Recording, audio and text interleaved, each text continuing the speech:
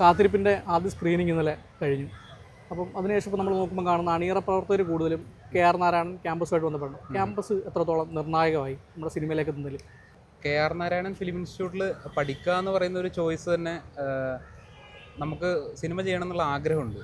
അപ്പോൾ അവിടെ ഇൻഡസ്ട്രിയിൽ ആരെങ്കിലും അസിസ്റ്റ് ചെയ്തിട്ട് തുടങ്ങണോ, ആ കോൺഫിഡൻസ് കുറവായിരുന്നു തുടക്കത്തിൽ ഉണ്ടായിരുന്നത്. അപ്പോൾ ഇതിൻ്റെ സാങ്കേതിക വശങ്ങൾ അറിയണം, ഇതെങ്ങനെയാണ് ഇതിൻ്റെ പ്രോസസ്സ്, നമ്മളൊന്നും അറിയാതെ നിൽക്കുന്നൊരു സ്റ്റേജ് ഉണ്ടാവുമല്ലോ. അപ്പോൾ അങ്ങനെ നമുക്ക് എന്ത് ചെയ്യാം, ഒരു വിദ്യാഭ്യാസം സിനിമയുടെ ഏരിയയിൽ വേണം എന്ന് തോന്നിയ സമയത്താണ് നമുക്ക് ഏത് ഇൻസ്റ്റിറ്റ്യൂട്ട് ചൂസ് ചെയ്യാൻ പറ്റും, നമുക്ക് കേരളത്തിൽ തന്നെ സ്വന്തമായിട്ട് നമുക്ക് പോകാൻ പറ്റുന്ന, അതായത് ബാക്കി പ്രൈവറ്റ് ഇൻസ്റ്റിറ്റ്യൂട്ടുകളൊന്നും അങ്ങനെ നമുക്ക് സമീപിക്കാൻ സാധിക്കില്ല. കാരണം സിനിമ പഠിപ്പിക്കുക എന്ന് പറയുന്നതിൻ്റെ ഫീസ് അവിടെ അതിഭീകരമാണ്. അപ്പോൾ നമ്മൾ ഈ ആഗ്രഹമുണ്ട് നമുക്ക് എവിടെ ഇത് ബഡ്ജറ്റ് ഫ്രണ്ട്ലി ആയിട്ട് സിനിമ പഠിക്കാം എന്നുള്ള ഒരു തോട്ടിൽ നിന്നാണ് നമുക്ക് KR നാരായണനിൽ എക്സാം എഴുതിയിട്ട് അവിടെ ജോയിൻ ചെയ്യുന്നത്. പിന്നെ അവിടുത്തെ ഒരു ഫ്രട്ടേണിറ്റി ഉണ്ട്. അവിടെ പഠിക്കുന്ന സമയത്ത് നമുക്ക് കിട്ടുന്ന സുഹൃത്തുക്കൾ, സിനിമ ഒരുപോലെ സ്വപ്നം കാണുന്ന ആൾക്കാർ, അവിടെ പഠിക്കുമ്പോൾ നമുക്ക് എല്ലാവരുടെയും ആഗ്രഹം എന്ന് പറഞ്ഞാൽ സിനിമ ചെയ്യുക എന്നുള്ളതാണ്. പക്ഷെ അവിടെ ആൾക്കാർ പഠിച്ചിറങ്ങിയിട്ട് ഇൻഡസ്ട്രിയിലേക്ക് എങ്ങനെയാണ് എത്തുക എന്നുള്ളത് എപ്പോഴും ഒരു ചോദ്യമാണ്. എല്ലാവർക്കും ഒന്നും അങ്ങനെ അവിടത്തേക്ക് എത്താൻ പറ്റുന്നില്ല. ഇൻഡസ്ട്രി ആയിക്കഴിഞ്ഞാലും അതൊരു വേറൊരു ഇൻഡസ്ട്രിയാണല്ലോ. അത് ഇൻസ്റ്റിറ്റ്യൂട്ടുമായിട്ടുള്ളൊരു കോപ്പറേഷൻ, അല്ലെങ്കിൽ ഇൻസ്റ്റിറ്റ്യൂട്ടിൽ പഠിച്ചിറങ്ങുന്ന ആൾക്കാർ അതിലേക്ക് എങ്ങനെയാണ് എത്തിപ്പെടുക, ആ ഒരു വെൽക്കമിങ്, അല്ലെങ്കിൽ അങ്ങനെ ഒരു സ്ഥാപനം അവിടെ ഉണ്ട് എന്ന് അവർ റെക്കഗ്നൈസ് ചെയ്തിട്ട് അവർ വേണം ഒരു ഇനീഷ്യേറ്റീവ് എടുക്കാമെന്നും കൂടി ഞാൻ വിചാരിക്കുന്നുണ്ട്. അപ്പോൾ അങ്ങനെ സിനിമയിലേക്ക് എത്താൻ പറ്റാത്ത ആൾക്കാർക്ക്, നമ്മൾ സിനിമ പഠിച്ച ആൾക്കാരാണ്, നമുക്ക് സിനിമ പഠിച്ചു എന്ന് വെച്ച് കഴിഞ്ഞാൽ അതിൻ്റെ ഒരു വിദ്യാഭ്യാസം നമുക്ക് അവിടെ നിന്ന് കിട്ടിയിട്ടുണ്ട്. പിന്നെ നമ്മൾ ഉണ്ടാക്കുന്ന സിനിമകൾ നമ്മുടേതായിട്ടുള്ള സിനിമകളാണ്. അപ്പോൾ എല്ലാവരും കേപ്പബിൾ ആയിട്ടുള്ള ആൾക്കാരും ആണെന്നുള്ള തോട്ട് മനസ്സിലുണ്ട്. അപ്പോൾ ഇങ്ങനെ ഒരു സിനിമ ആലോചിക്കുമ്പോൾ ഏറ്റവും പരിമിതമായ സാഹചര്യത്തിൽ നിന്നിട്ട് ബഡ്ജറ്റ് വൈസ്, ലൊക്കേഷൻ വൈസ്, ഞാൻ പറയുന്ന കഥാപരമായിട്ട്, ക്യാരക്ടർ വൈസൊക്കെ ചെറിയ സ്കെയിലാണ് ഇത് ആലോചിച്ചത്. ഒറ്റ സ്പേസിൽ ഒരു രാത്രിയിൽ 2 ക്യാരക്ടേഴ്സ് തമ്മിൽ നടക്കുന്നൊരു കഥ, അത് കോൺവെർസേഷനിലൂടെ ബിൽഡ് ചെയ്യുന്നു. അപ്പോൾ നമുക്ക് ഇങ്ങനൊരു സിനിമ ഉണ്ടാക്കാൻ വേണ്ടി നമ്മുടെ കൂട്ടത്തിൽ ആരൊക്കെ ആൾക്കാരുണ്ട് എന്നുള്ളൊരു ചിന്തയിലേക്ക് പോയി. അപ്പോൾ നമുക്ക് സിനിമ ആഗ്രഹിക്കുന്ന, അല്ലെങ്കിൽ സിനിമ പഠിച്ചിട്ടുള്ള നമ്മുടെ കൂട്ടുകാരൊക്കെ കൂടി തന്നെ ഒരു സിനിമ ചെയ്യാം എന്നുള്ളൊരു ചിന്ത വന്നു. അപ്പോൾ എനിക്ക് തോന്നുന്നു ഈ ഇൻസ്റ്റിറ്റ്യൂട്ട് എന്ന് പറയുന്നത് ഭയങ്കര നിർണായകമാണ് ഈ സിനിമ ചെയ്യുന്നതിൽ. അതുപോലെ തന്നെ IFFK ഭയങ്കര നിർണായകമാണ് ഇങ്ങനൊരു സിനിമ ചെയ്യുന്നതിൽ. സിനിമ ചെയ്യാൻ നമ്മുടെ കൂടെ ആൾക്കാരുണ്ട്. നമ്മളൊന്ന് എഴുതി അതിനൊരു ഡയറക്ഷൻ കൊടുത്താൽ മതിയായിരുന്നു. ഞങ്ങളുടെ കൂടെ ആക്ടേഴ്സ് ഉണ്ട്, സൗണ്ടിൻ്റെ ടെക്നീഷ്യൻസ് ഉണ്ട്, ക്യാമറാമാൻ ഉണ്ട്, മ്യൂസിക് ചെയ്യാൻ ആളുണ്ട്. അങ്ങനെ എല്ലാവരും കൂടി ചേർന്ന് കഴിഞ്ഞ് IFFK എന്ന് പറയുന്ന ഒരു പ്ലാറ്റ്ഫോമും കൂടി ഉണ്ടായപ്പോൾ അങ്ങനെയാണിത് നടന്നത്. അപ്പം നമ്മൾ സിനിമ ഇന്നലെ കണ്ടപ്പം 2 കഥാപാത്രങ്ങളാണ് പ്രധാനമായിട്ടുള്ളത്. അപ്പോൾ വീടിന് വേണമെങ്കിൽ മൂന്നാമതൊരു കഥാപാത്രമായിട്ട് വേണമെങ്കിൽ കാണാൻ നമുക്ക് തോന്നാം. അപ്പോൾ അതിലേക്ക് ഇങ്ങനൊരു വീട് ആ രീതിയിലേക്ക് നമ്മൾ രൂപപ്പെടുത്തുക, അത് ആ രീതിയിലേക്ക് ചിട്ടപ്പെടുത്തി ബാക്കി കഥാഗതി മുന്നോട്ട് കൊണ്ടുപോവുക.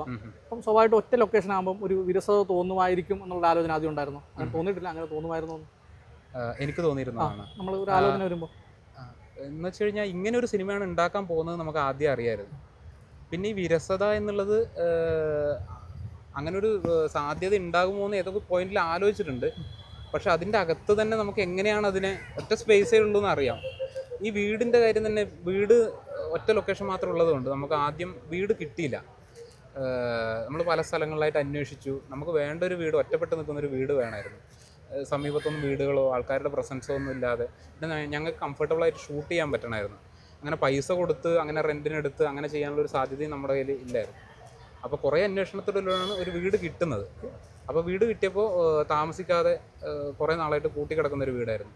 അത് ഷൂട്ട് ചെയ്യാൻ അനുയോജ്യമായിട്ടുള്ളൊരു വീടാണ്. പക്ഷേ അതിൻ്റെ അകത്തുള്ള സാഹചര്യങ്ങൾ കുറച്ച് മോശമായിരുന്നു. എന്ന് വെച്ചാൽ താമസിക്കാനോ ഷൂട്ട് ചെയ്യാനോ ഒന്നിനും പറ്റാത്തൊരവസ്ഥയിലായിരുന്നു വീടുണ്ടായിരുന്നത്. പക്ഷെ അത് ഞങ്ങൾ ക്ലീൻ ചെയ്ത് അത് ഞങ്ങൾ തന്നെ അതിന് കണക്കായിട്ട് ആ സ്പേസിനെ പരുവപ്പെടുത്തിയിട്ട് പിന്നെ ആ വീട് തന്നെ ഞങ്ങൾക്ക് ഇങ്ങോട്ട് കുറേ കോംപ്ലിമെൻറ്റ് ചെയ്യുന്ന സാധനങ്ങൾ ഞങ്ങൾക്ക് തന്നു.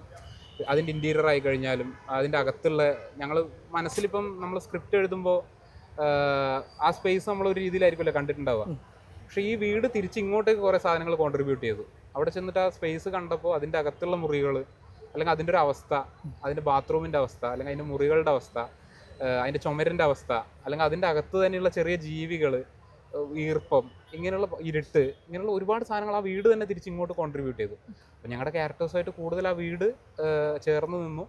അപ്പോൾ അവിടെ പ്ലേസ് ചെയ്യാനും അവിടെ ഡ്രാമ സെറ്റ് ചെയ്യാനും കുറച്ചും കൂടി ഞങ്ങൾക്ക് ആ പ്രോസസ്സ് നടക്കുന്നതിൻ്റെ കൂട്ടത്തിൽ ഞങ്ങളത് സഹായിച്ചിട്ടുണ്ട്. അപ്പോൾ വീട് ഒരു ക്യാരക്ടറായിട്ട് തന്നെയാണ് അയാളെ ഉൾക്കൊള്ളുന്ന ഡേവിഡ് എന്ന് പറയുന്ന ക്യാരക്ടറിനെ ഉൾക്കൊള്ളുന്ന ആ വീട് എനിക്ക് തോന്നുന്നു എന്തോ ഒരു കറക്റ്റ് പ്ലേസിൽ കിട്ടിയതുകൊണ്ട് അതും അതിനെ സഹായിച്ചിട്ടുണ്ട്. പിന്നെ ഒരു ചോദ്യങ്ങളുള്ള ഇപ്പം ഈ നൊസ്റ്റാൾജിയത്തിൻ്റെ പുസ്തകം ഇറങ്ങിയ സമയത്ത് മഹാരാഷ്ട്ര റിലീസ് നടക്കുമ്പോൾ നമ്മളത് ആ വേദിയിൽ പങ്കെടുക്കുന്നുണ്ടെന്നുള്ളൊരു വ്യക്തമായിട്ട് സന്തോഷമുണ്ട് അതിൽ. അന്നീ പറഞ്ഞ ആഷിക് അബു, സൈമൺ ബ്രിട്ടോ അവരൊക്കെ പങ്കെടുക്കുന്ന വേദിയിൽ. രണ്ടാമത്തെ പുസ്തകം നിലവിൽ ഇറങ്ങി. അപ്പം ഇത് പഴയത് ഫീൽ ഗുഡ് ആയിട്ടുള്ളൊരു തീമിലാണ് പോകുന്നതെങ്കിൽ ഇപ്പോൾ കുറേ കൂടി ഒരു സറ്റയറായ ഒരു പൊളിറ്റിക്കലായ രീതിയിലേക്ക് അത് മാറി. അപ്പോൾ കൂടുതൽ നമ്മൾ ബുക്കിലോ വരയിലോ ആണോ കേന്ദ്രീകരിക്കുന്നതോ സിനിമാ മേഖലയാണോ? അല്ല, രണ്ടും താല്പര്യമുള്ള മേഖലയാണ്. എന്ന് വെച്ച് കഴിഞ്ഞാൽ തുടക്കകാലത്ത് കാർട്ടൂണിസ്റ്റ് ആവാനായിരുന്നു ആഗ്രഹം. അപ്പോൾ അങ്ങനെ സ്കൂളിലൊക്കെ പഠിക്കുന്ന സമയത്ത് മത്സരങ്ങളിലൊക്കെ പങ്കെടുക്കുക.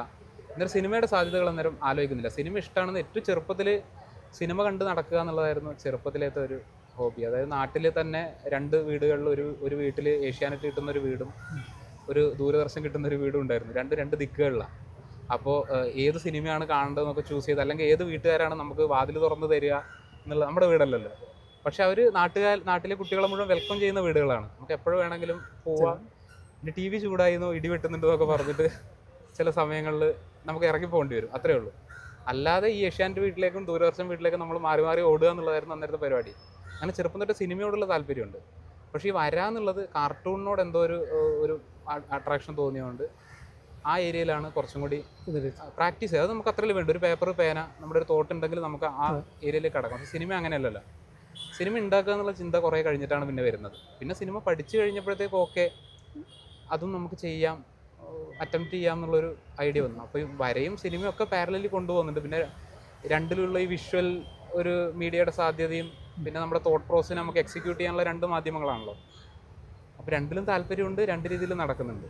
ഇപ്പം പുതിയ പുസ്തകം എന്ന് പറയുന്നത് അതൊരു കുറച്ചൊരു സോഷ്യൽ സറ്റയർ ആയിട്ടുള്ള ഒരു രീതിയിലാണ് പിടിച്ചിട്ടുള്ളത്. അതായത് പണ്ട് തൊട്ടേ ചെയ്യാൻ ആഗ്രഹം ഉണ്ടായിരുന്ന ഒരു പൊളിറ്റിക്കൽ കാർട്ടൂണിൻ്റെ ഒക്കെ വേറൊരു തരം ഒരു ഗ്രാഫിക് വേർഷനായിട്ടാണ് അത് ചെയ്തിരിക്കുന്നത്. ചിന്തയാണ് പബ്ലിഷേഴ്സ്.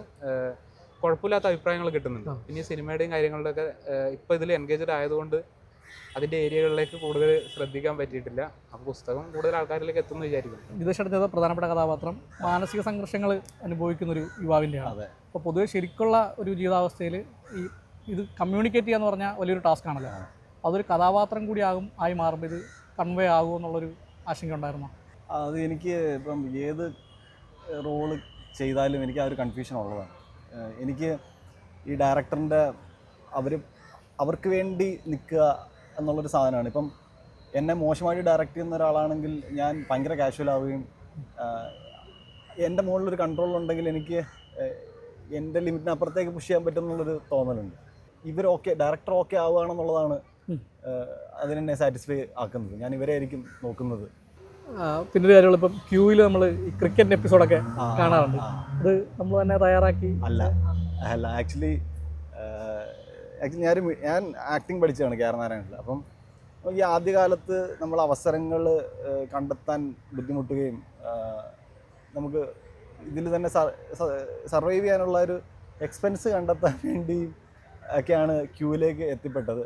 ഞാൻ എൻട്രിയുടെ പരസ്യങ്ങൾ ചെയ്യുന്നുണ്ടായിരുന്നു. അവിടുന്ന് മനീഷേട്ടൻ തന്നെ അത് കണ്ടിട്ട് ഇത് ചെയ്യുന്നു നോക്കി ചോദിച്ചിട്ട് ചെന്നു. അപ്പോഴും എനിക്കറിയാം ഞാൻ എഴുതാത്തൊരു കണ്ടൻറ്റാണ് ഞാൻ പ്രസൻറ്റ് ചെയ്യുന്നതെന്ന് എനിക്കറിയാം. അപ്പം അതെൻ്റെ മനസ്സിലുണ്ട്. രഞ്ജിച്ചേട്ടൻ്റെ വൺസ് മലയാളത്തിലെ വീഡിയോസൊക്കെ കാണാറുണ്ട്. അപ്പം സ്വാഭാവികമായിട്ട് അതൊരു പാരലൽ സ്പേസ് ആണല്ലോ. അതായത് കുറേ കൂടി ആൾക്കാരിലേക്ക് എത്താൻ സാധ്യതയുള്ള, ഇപ്പം യുറേക്കൊക്കെ പോലെ എത്താൻ സാധ്യതയുള്ള വലിയൊരു നമുക്കൊരു വിസിബിലിറ്റി തരുന്നൊരു സ്പേസ്. അപ്പം അങ്ങനെയുള്ളൊരു മൂവ്മെൻറ്റ്സിനെ എങ്ങനെയാണ് കാണുന്നത്? അൾട്ടിമേറ്റ്ലി ഇതിനകത്ത് സർവൈവ് ചെയ്യുക. നമ്മൾ അഭിനയം പഠിച്ചൊരു വ്യക്തി എന്ന നിലയിൽ അഭിനയിച്ച് തന്നെ ജീവിതം മുന്നോട്ട് കൊണ്ടുപോകുക. വേറെ പരിപാടിയൊന്നും അറിഞ്ഞുകൂടാ. സത്യസന്ധമായിട്ട് പറയുകയാണ്, വേറെ പരിപാടിയൊന്നും അറിഞ്ഞുകൂടാ. അപ്പോൾ അഭിനയിച്ച് തന്നെ ജീവിതം മുന്നോട്ട് കൊണ്ടുപോകുക. അതിൽ നിന്ന് ഫിനാൻഷ്യലി കുറച്ച് സ്റ്റേബിൾ ആവുക. നമ്മൾ ഈ പ്രോസസ്സ് കണ്ടിന്യൂ ചെയ്യാനായിട്ട് നമുക്ക് ഓഫ് കോഴ്സ് ഫിനാൻഷ്യൽ സ്റ്റെബിലിറ്റി വേണം. അപ്പോൾ അങ്ങനത്തെ ഒരു പരിപാടിക്കും റീച്ചിനും വേണ്ടിയിട്ടാണ് വൺസ് പോലുള്ള ഒരു പ്ലാറ്റ്ഫോം. അത് നമ്മൾ ഉപകാരപ്പെട്ടിട്ടുണ്ട്, നമ്മൾ ആൾക്കാർ കാണുന്നുണ്ട്. അങ്ങനത്തെ ഒരു പരിപാടി ഒരു ആക്ടർ എന്ന നിലയിൽ എനിക്ക് ഭയങ്കര യൂസ്ഫുൾ ആയിരുന്നു. അപ്പം ഇന്നലത്തെ ആദ്യ സ്ക്രീനിങ് ശേഷമുള്ള പ്രതികരണം എങ്ങനെയാണ്? പിന്നെ അതുപോലെ അടുത്ത പ്രൊജക്ട്സ് എന്തെങ്കിലും നിലവിൽ അടുത്ത പ്രൊജക്ട്സ് ഒന്നും വന്നിട്ടില്ല. ഭയങ്കര റിസപ്ഷൻ ആയിരുന്നു ഇന്നലത്തെ പ്രീമിയർ. എല്ലാവരും നല്ല അഭിപ്രായം പറഞ്ഞു. കൂടുതലും നല്ല അഭിപ്രായങ്ങളാണ് കേട്ടത്. ഒരുപാട് സന്തോഷം തോന്നി. ഇങ്ങനത്തെ ഒരു പ്രസ്റ്റീജിയസ് ഫിലിം ഫെസ്റ്റിവലിൽ ഇങ്ങനെ അഭിപ്രായം കേൾക്കുക എന്ന് പറഞ്ഞാൽ ഒരുപാട് സന്തോഷം തരുന്ന ഒരു കാര്യമാണ്. ഇനി 2 സ്ക്രീനിങ് എന്നൊക്കെയാണ്? നാളെ ഉണ്ടെന്നോ അല്ലേ? ഇനി നാളെ രാവിലെ 9:30 കലാഭവനിൽ, 17-ാം തീയതി കൈരളിയിൽ 6:30. 6:30 വൈകിട്ട്.